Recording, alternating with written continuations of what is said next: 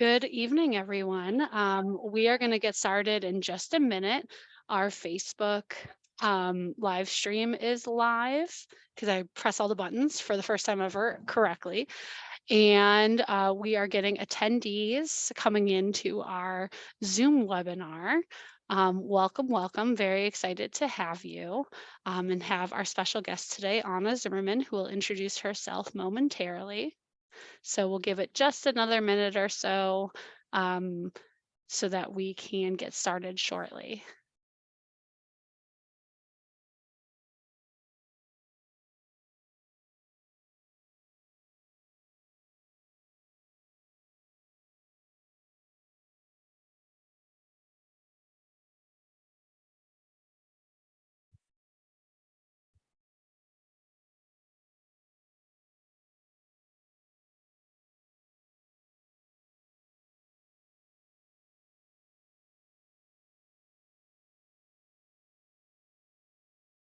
Hello, welcome. We are just waiting for folks to get onto our webinar, as well as we are streaming live on the Facebook group.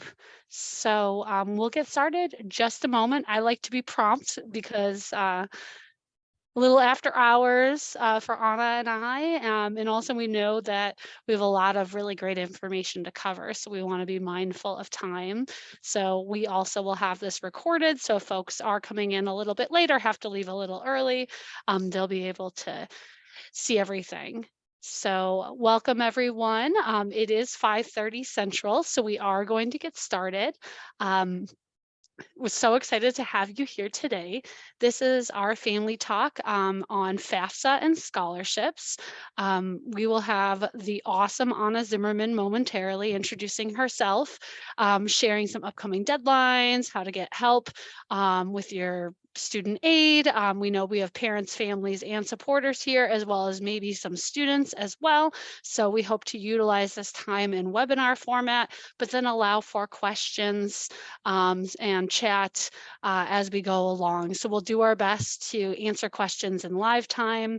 If folks have more individualized questions, we will also do our best to make sure Anna can connect with you individually or after the session. Consider this a nice introduction to services and deadlines, but hopefully maybe first of many if you need Anna and her team for future conversations. We're still getting a few folks on, so welcome, welcome. And Anna, if you want to turn the slide. For folks who do not know me, my name is Kim Kushner. I use she, her pronouns. I serve as our Assistant Director of New Student and Family Programs. That is my basic information, a couple cute photos from some previous programs, my son, my own family. The best way to get a hold of me is families at umkc.edu, or you can reach me by phone. Our website is also there where we will have this webinar recorded in our resources section. For folks who are watching again on Zoom, it'll be there, and then we'll also again have it on the Facebook live stream. Anna, now I introduce or turn it over rather to Anna Zimmerman, who she was one of the first ones who did a family talk with me, and it's exciting to have her back and do one for this academic year. So go ahead, Anna. Awesome. Hi, everyone. I'm Anna Zimmerman. I serve as the Financial Wellness Manager, which means that I run UMKC's relatively new UMKC Financial Wellness Center. So here are a couple of photos of me. My husband and I just recently adopted that adorable little English setter puppy. She's been a little bit of chaos, but we love her. This is my contact information on the screen, so you can email me at financialwellness@umkc.edu.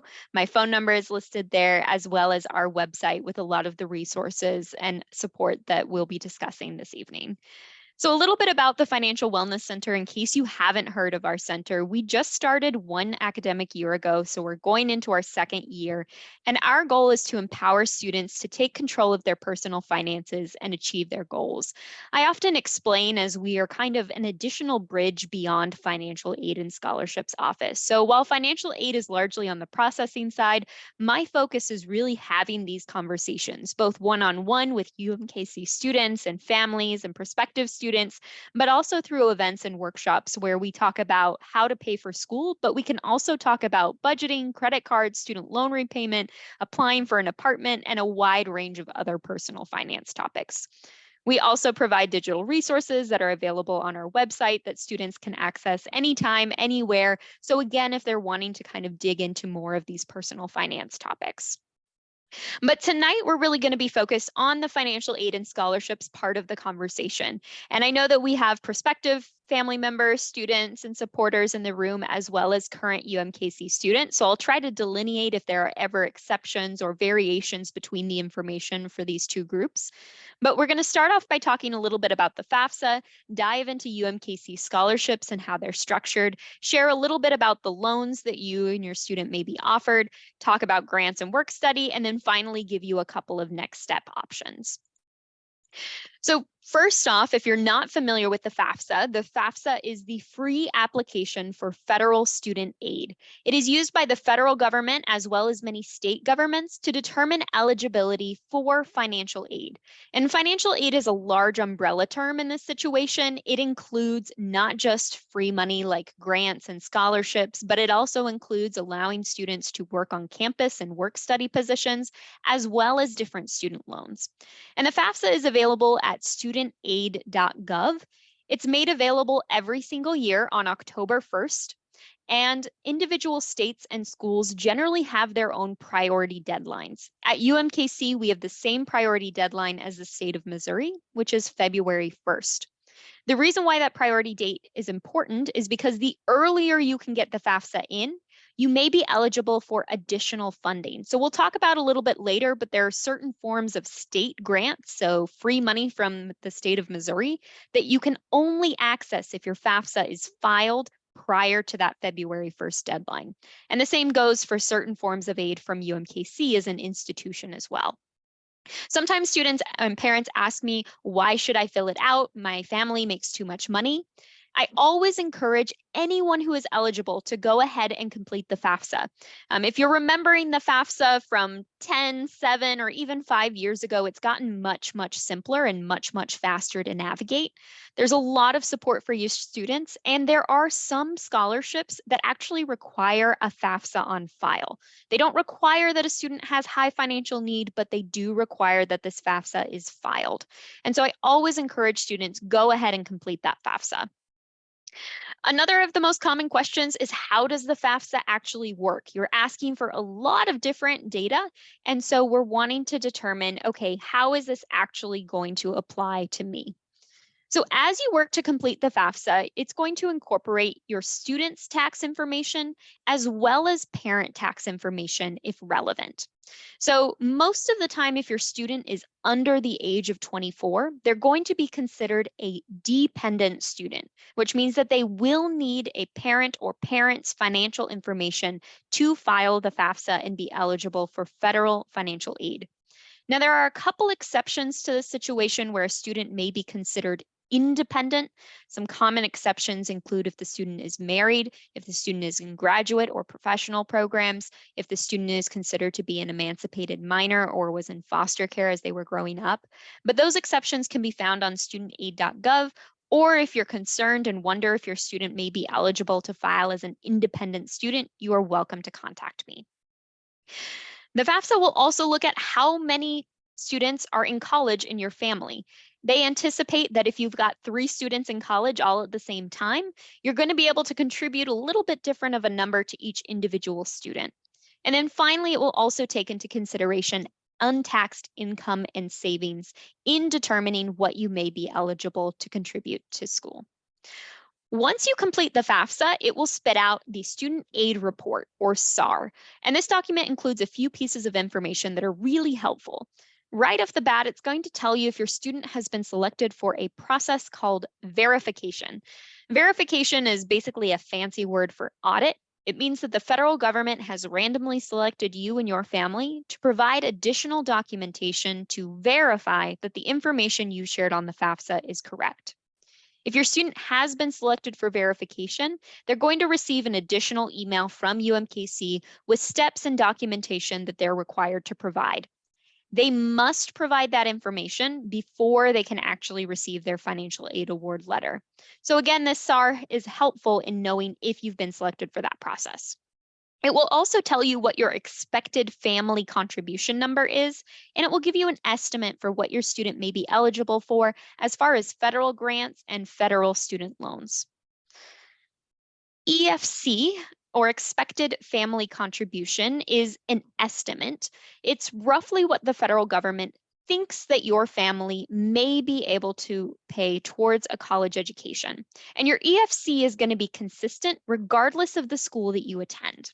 Again, this EFC is just an estimate. It is based off of a complicated algorithm provided by the federal government. We don't determine anyone's EFC, but it's helpful as we look at what a student may be eligible for.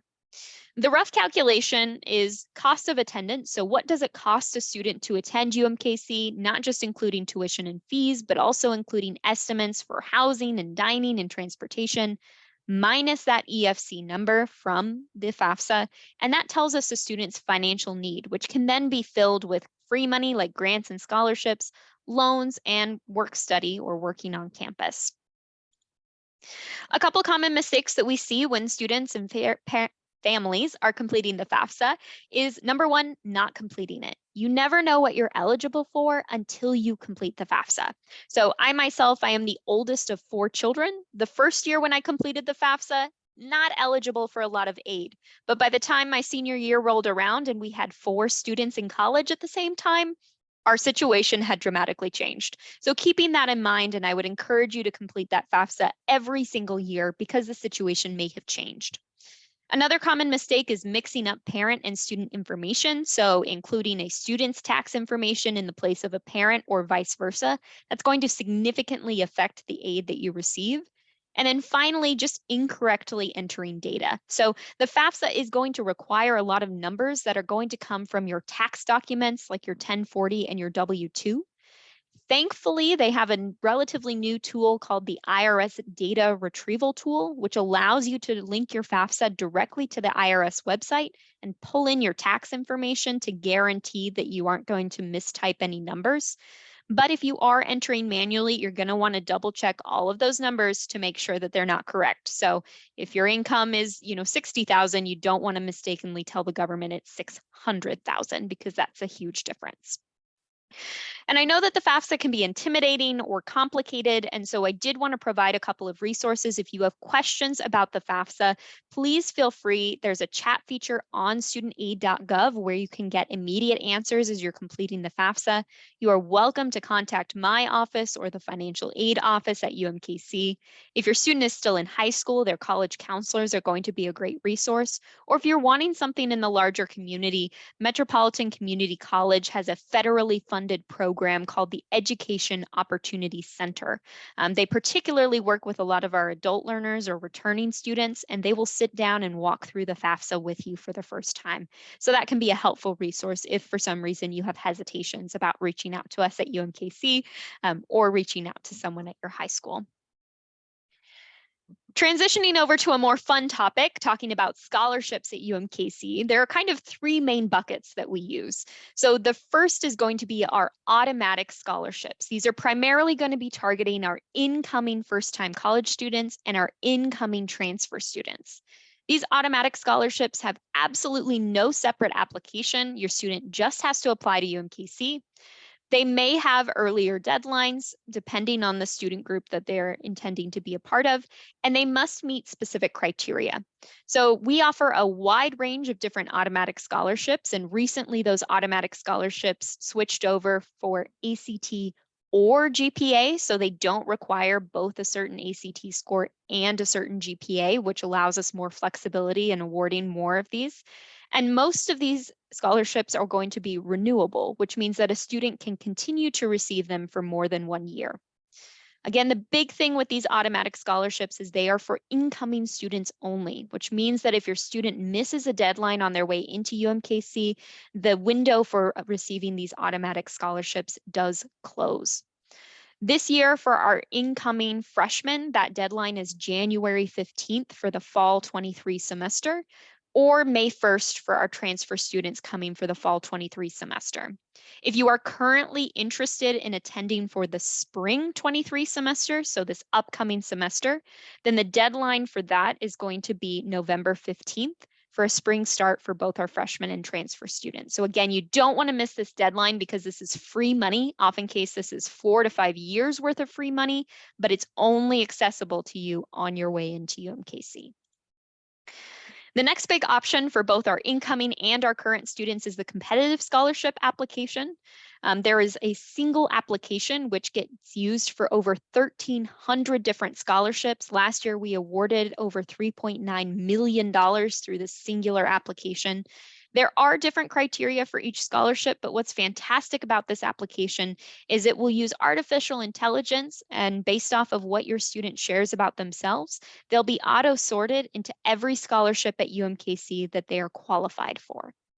Some of these scholarships are renewable, some of them may not be, and this application is going to be open to all UMKC students, both prospective and current, every single year. It opened on October 1st and it closes on March 1st. So I strongly recommend, if your student has some time over the holiday breaks, that they take a little bit of time to focus on this scholarship application. And if your student is looking for additional scholarships, we always encourage that they look to outside providers. So we have a website on financialaid.umkc.edu where we collect private scholarship opportunities, and these have different criteria for each individual scholarship. They may or may not be renewable, but it's a great additional resource if your student is looking to devote some time to these scholarship applications. A couple of recommendations when it comes to supporting your scholarships, your student and their scholarships is number one, sending those little helpful reminders. You know the deadlines and helping them kind of keep track of what those deadlines are, when they should reach out for references. Volunteering to be an additional set of eyes to read over any of their application materials. And then one big one that I really recommend for our supporters is to help your students brainstorm. There's a section about honors and awards, and I've noticed that oftentimes our family and supporters tend to be the best people at remembering your past honors and awards. So providing some of that support to your students if you feel that that's a part that you can do. The final one is to check with your own organization. So many employers actually offer scholarships to dependents of employees. So asking your employer, are there any scholarships available that my student may qualify for?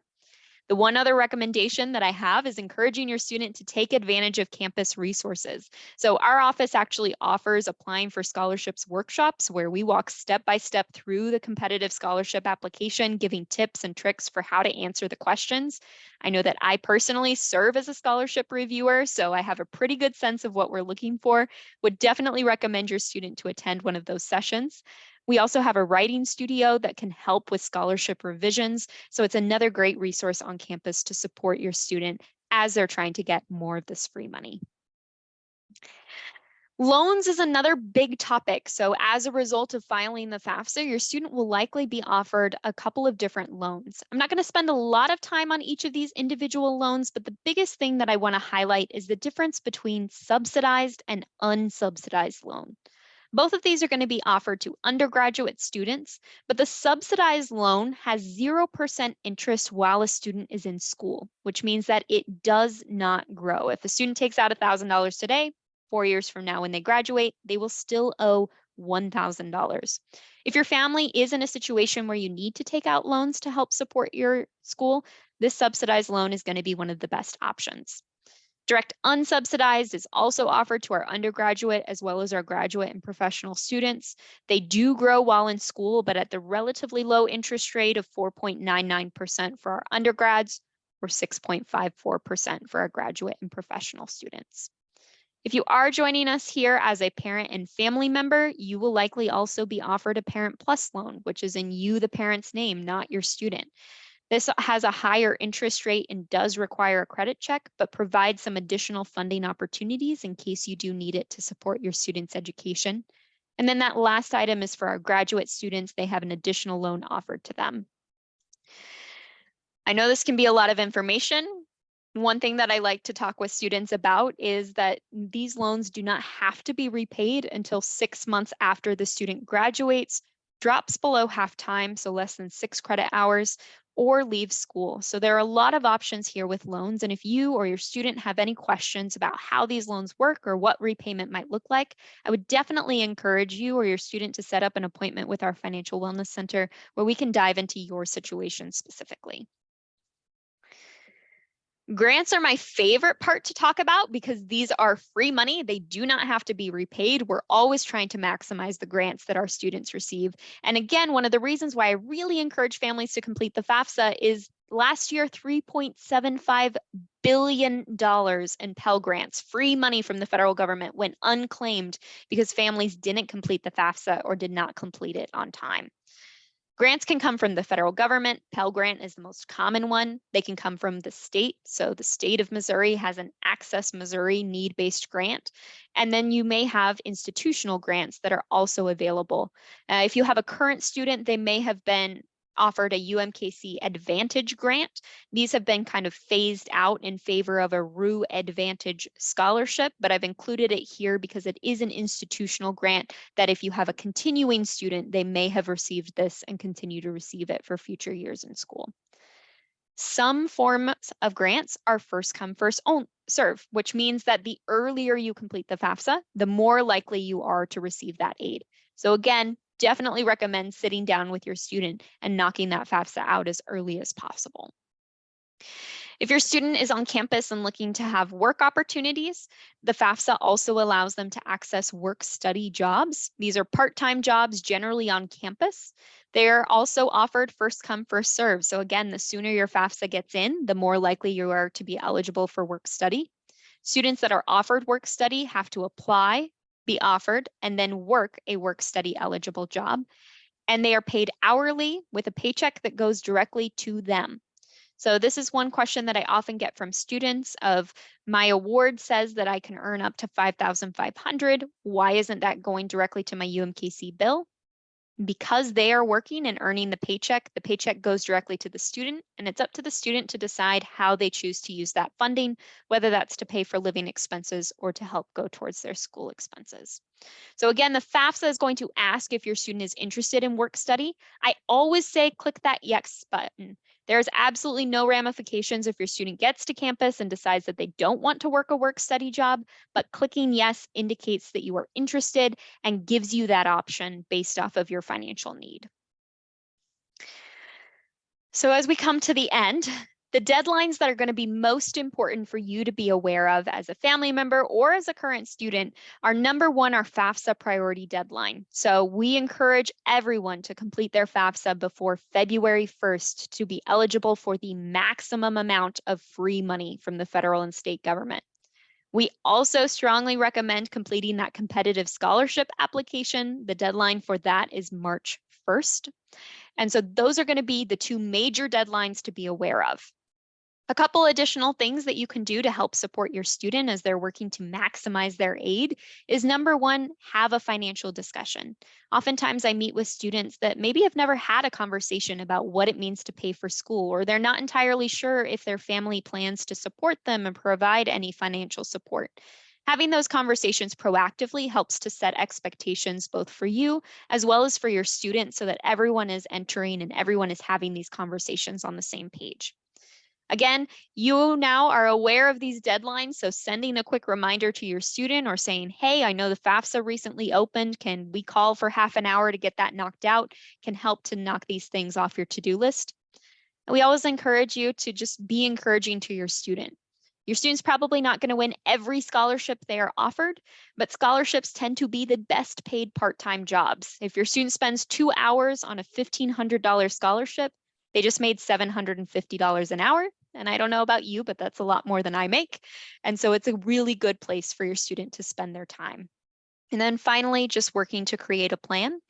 At the beginning of each year, at the beginning of each semester, sitting down and evaluating what aid is available to me and what is our plan, either as a family or as a student, to pay that off to UMKC. And with that, I'm going to go ahead and open it for questions since we've kind of talked over the overview. Kim, are there questions that I can help with? Hello. Thank you so much, Anna. I'm not seeing any right at the moment. Folks who are live streaming on the Facebook group, you are more than welcome to use the chat and answer anything. Or for our folks who are live attending through Zoom, feel free to use the question and answer if you do have any questions. I really love though the $750 an hour thing. Like, man, oh man, Anna, I'm a current doctoral student too, and you're really incentivizing me to fill out some some scholarship applications. But I often say that to family members too, that I think prospective families and admitted and maybe folks who are kind of figuring out UMKC, I often say applying to college is kind of like having a part-time job in some ways, or taking an additional class. And I think the scholarship process, allowing students to understand as they're building their schedule, building their time, thinking about the quantitative benefits that you just shared and that the job, hourly job, what it means to invest in themselves. We do during orientation and use the philosophy of invest in you. And I do think the invest in you continues through that FAFSA process, that scholarship, that grant, that work study process. But also knowing that it's investing, we're all here to invest in you as well. It's not just your student or not just your family figuring this out on your own. Awesome. We do have a question here. Sure. Are letters needed for scholarships? That's a great question. So for our automatic scholarships, there are no required letters of recommendation. However, for our competitive scholarship application, we do require 2 letters of recommendation. For our prospective or incoming students that are completing that application, those letters are generally going to come from a financial or a college counselor or a teacher or a work support or academic advisor that may be available at the high school level. For our current and continuing UMKC students, we generally recommend that at least one of those letters of recommendation comes from someone at UMKC who can speak that not only is your student successful, but they've been successful here at UMKC. If your student is new to UMKC, I always recommend during this first semester, take some time, think about the classes and the courses that you're involved in, and go visit a professor during office hours, ask some questions to them outside of the class time so that you can begin to establish that relationship. The great thing is we actually have a pretty long runway. So we have until March 1st to complete these applications. So give students a little bit of time to think about and develop a relationship with a reference before actually asking for that letter of recommendation. But yes, so we generally require 2 letters of reference for our competitive application. For individual applications through outside scholarships, they may have their own specific requirements. So it is important to be conscious of the different scholarships and what their individual requirements may be, especially as you're looking outside UMKC. One thing to note as well, for students as well as our parents, families, and supporters that are here, I have been asked early already by at least 2 folks to write reference letters for them. Super on board, super happy, can speak to those students. However, as we get closer to that deadline, I imagine I will get some folks who are learning the process or maybe a little later in planning and asking me, and I want to help as much as I can, but on February 27th, if I'm asked or a reference is asked or day of or things of that nature, just we can't always bend over backwards to help. So I think just encouraging your students to plan early, to ask those questions. If they're not 100% sure, maybe they're a new student, they're not sure who to talk to, Anna, myself, others can help them in how to have that relationship, how to build that relationship, how to ask that email. And can be intimidating to say to somebody or send an email to say, hey, Professor so-and-so, I would love to have you serve as a reference. I really enjoyed your class.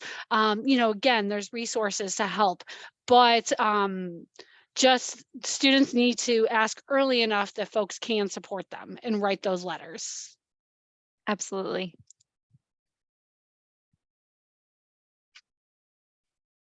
Any other questions or thoughts? I'm looking on the dashboard for the Facebook group. It doesn't look so. Folks here who are live listening, any questions? Yeah, one other expert tip that I'll throw in about the scholarship application is I always recommend that students keep a copy of their answers in a Word document or in a Google document. The reason why I say that is at least UMKC's competitive scholarship application has stayed relatively consistent for the last several years. And while some information is certainly going to change from year to year, I would definitely recommend updating essays and things like that. What their job was 3 years ago probably not going to change. And so if you already have that information, you may be able to reuse or repurpose that information for future UMKC competitive scholarship applications, but also for those outside scholarship applications. So keeping a record, kind of a resume of the different items can be really helpful. I love that. I love that a lot because I think also, yeah, they might be able to use something around, why they're applying for the scholarship or what being a student means to them or just different things, in future grad school stuff too, or in future jobs, or having just their resume updated. Our UMKC Career Services, Block Career Center, all of those folks again can be helpful in sharing how to even organize those things if they're getting a little lost on, well, where do I even save this for next year? How do I organize my time or my files? I know for me, if I don't save it sometimes in a certain way, it gets lost in the shuffle. We have a great question here. Will UMKC reevaluate the aid my student gets if our income changed significantly this year? That is a fantastic question. So one reason why this question comes up a lot is because the FAFSA uses what we call prior year, which means that our FAFSA for the upcoming year is actually looking back at 2020. So many of our students and our families may have had pretty significant changes to their family structure or their family income since 2020. Students are welcome and encouraged to file what we call a special circumstances appeal. A special circumstances appeal allows the Financial Aid and Scholarships Office to revisit a student's financial aid package based off of new information. Oftentimes, some form of documentation will be necessary, but common situations in which a special circumstances appeal may be helpful are when there's a dramatic change in income. So, for example, sudden unemployment or income loss, moving from full time to part time or to a different position. Another common situation is going to be situations of separation or divorce, where suddenly a family may be going from two incomes to one income. And we can evaluate that information and actually update and change a student's aid package. So again, that's called a special circumstances appeal. You're going to be able to find that on the Financial Aid and Scholarships website, and it will be very explicit about the documentation that's required and what's necessary to complete that form. But yes, that is a fantastic question, and I would highly, highly recommend, taking consideration, taking stock of your financial situation this year and thinking, is it significantly different than 2 years ago? And if so, providing that documentation. It's not always going to change your aid package, but it allows us to look at and update in case it is helpful. Thank you, Anna. Um, we have another question. Um, Essentially, should students include just college activities, or can they include high school activities? Are freshmen at a disadvantage? Sure. So this is a great question. So I just had a workshop with a lot of freshmen last week talking about this scholarship application. And one of the big misnomers is that you should never mention high school. That is definitely not true. So especially for our freshmen in their first semester, we anticipate they're probably not president of 5 different organizations at UMKC yet. And that's okay. We understand that it takes time to find your footing and find your place at university. And so we always encourage students, feel free to look a couple years back. I would generally focus mostly on activities that may have happened junior and senior year of high school. I probably wouldn't go all the way back to Little League, but please feel free to include some of that information, especially if your student is relatively new to UMKC. In my experience, UMKC freshmen are not at all at a huge disadvantage compared to other continuing students. It's just a matter of how do they kind of frame that information and how do they explain how that information ties into their experience at UMKC or their professional and career goals. So that's a great question. Yeah, I'm always of the mindset of those transferable skills and thinking about, and hopefully nobody is president of 5 organizations at UMKC regardless, Yeah, because that's a that's a lot. lot. That's a lot. Do a few things really well versus a Yes. lot of things by then that means probably we gotta check in with that student. Too many things. Too many things. I mean, they can be a part of 5 different organizations, but regardless, I agree on 100% because I think it's some of what they learned. Positional titles are not always everything, especially when we think about leadership. But what's their reflection on what they've done? What are some of the skills they gained? Who are some of the people they've been able to meet? Because even some of those folks can be tremendous folks who can help them with references, with checking over their scholarship material, etc. And I always encourage students to think really creatively about those prompts like honors and awards and extracurriculars. For many of our students, they have a lot of things going on, and on campus activity is just one small component of extracurriculars. If your student is heavily involved in a religious community, heavily involved in their work community where they're responsible for training new employees, that's a significant responsibility, and that can certainly be integrated. Those are leadership skills. So again, encouraging your student to think a little bit creatively about what they choose to include. Volunteer opportunities are also a great place to kind of boost up that resume side of the competitive scholarship application. Anna, I have a question to ask you about work study because I know it comes up every year. Sure. So you mentioned fill out the FAFSA, click work study. UMKC has lots of work study and non-work study opportunities for students. What if a student doesn't get work study but is really excited about a work study opportunity? Like, is there something like a wait list? Is there something that they can do to say, but I really want to work for the Office of Student Involvement's front desk? Plug, we have work study at our front desk, but I didn't get work study. What do I do? Absolutely. So there is a wait list. So if your student is interested in being considered for work study, but it's not included in their current financial aid award, they're going to want to go to the work study site. So typing in financial aid work study, or I'm sure Kim is about to drop it in the chat, there will be able to sign up for a wait list. Full disclosure, right now our wait list is clear. Everyone who wanted to be considered has been considered. And that is often the case because we have a lot of different work study positions on campus. I know Kim mentioned that they have some. I have two fantastic work study students in my office, and they add a lot to our culture of UMKC. We love hiring our students. And so if your student has not been awarded work study, that please don't let that deter them. Go ahead and get your name on the wait list so that you can be considered and have that opportunity if it's accessible to you. Thanks. And on the website, to submit a request to be added to the wait list, the student has to log in. So that's why I didn't put the automatic website to it. So they would just use their SSO username and follow the instructions there. And I was looking, speaking of logging in, Anna, how does a parent, family, or supporter get access to all of this? Whether it's to check in, maybe they're like, I trust my student, they're wonderful, but how do I know if they actually submitted? Or how do I see what they actually got, because I'm not getting the whole story, or I want to be a good partner in being able to help pay for things or make decisions? How do they access all this? Absolutely. So there are certain laws that protect our students' privacy. One of those big ones is called FERPA. And what the FERPA means is that unless we have a FERPA release on file, which means that your student has explicitly given you permission to view their financial aid or billing or academic information, if that FERPA release is not on file, we are not legally it's not an option for us to share specific information about a student's financial aid award letter, about their UMKC bill, or even if they're actively enrolled in UMKC. So I would definitely recommend that you encourage your student to complete a FERPA release.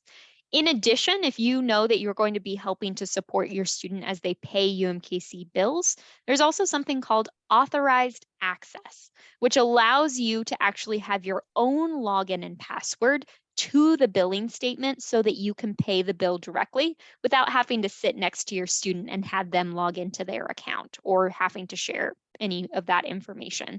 So the two big things, your FERPA consent or your FERPA release form, getting that signed, and then also getting that authorized access set up in case you want access to the billing statements or to be able to make payments.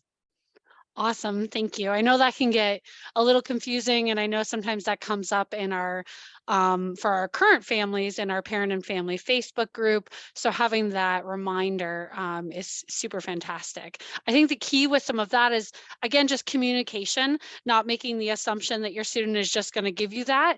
Either Yeah. A, they might not know that they can. B, they may not want to for some reason, or C, again, just having that conversation, all of the above, who knows, other reason. A lot of times that they just didn't know they could. So it's just a situation where, again, Anna, others can help really quick in being able to get that information to your student and or to partner with you both and make a meeting and learn more about how to actually get that access and what access is actually needed. I have another question. Do grants need to be applied separately from competitive scholarships? Maybe just again sharing the difference between applying for grants versus applying for scholarships. Great question. So oftentimes we end up kind of lumping these two forms of aid, grant and scholarships, because they're both free money. But the process for applying is actually going to be separate. So with our scholarships, we talked about there are automatic scholarships for our incoming students based off of their UMKC application. And then we've got that competitive scholarship application. For grants, the process is actually much simpler. The only thing that your student needs to do to be considered for grants is to complete the FAFSA. The FAFSA is what's going to be used for federal grants, for example, the Pell Grant, which is based on financial need, as well as state-based grants. So, for example, the Access Missouri Grant, also a grant based on financial need provided through the state of Missouri.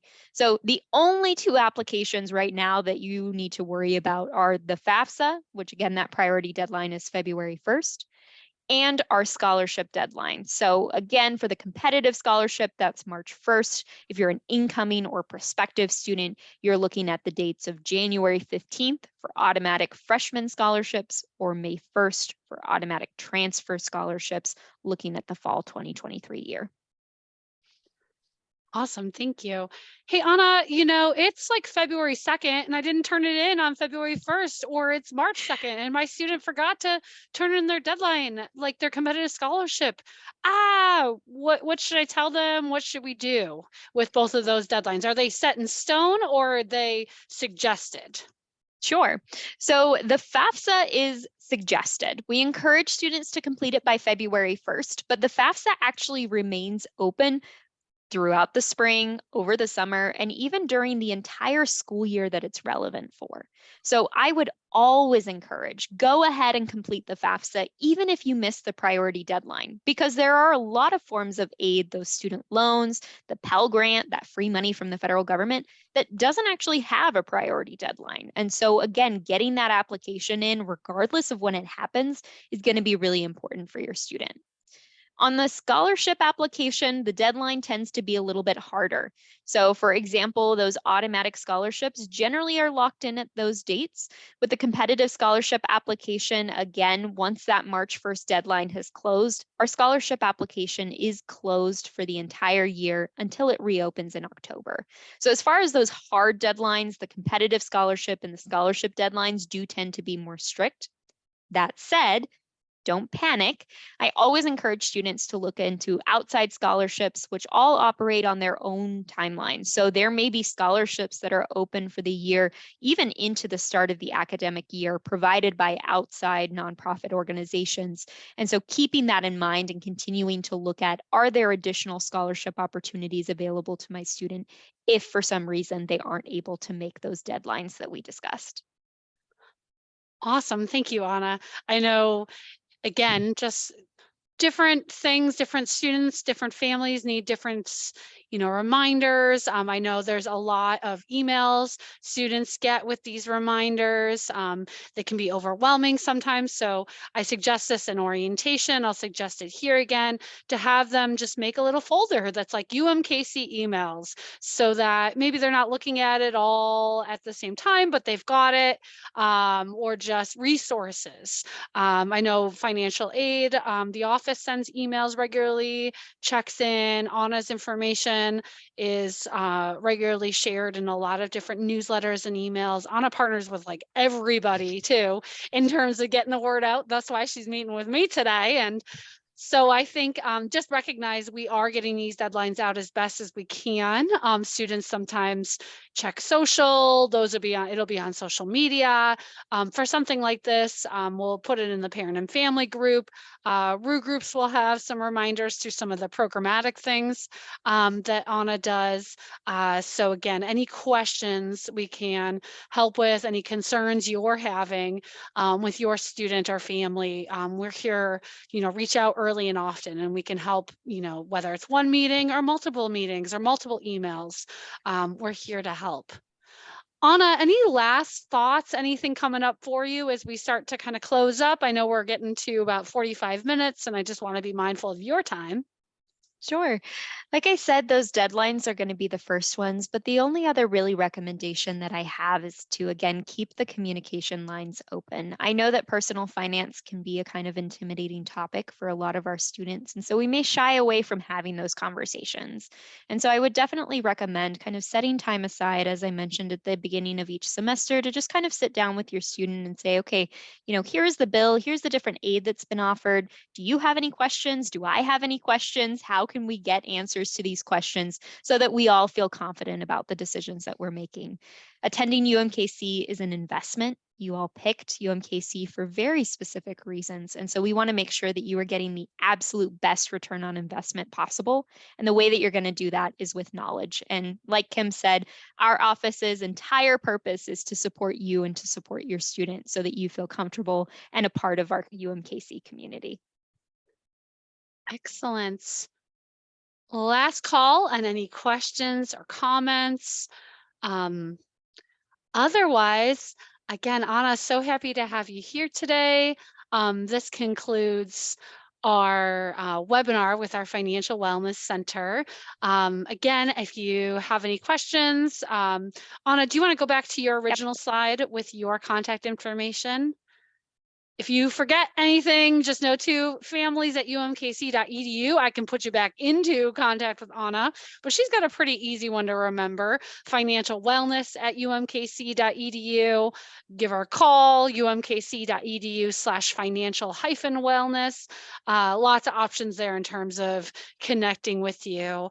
Monday through Friday, 8 a.m. to 5 p.m. Office is open during regular business hours.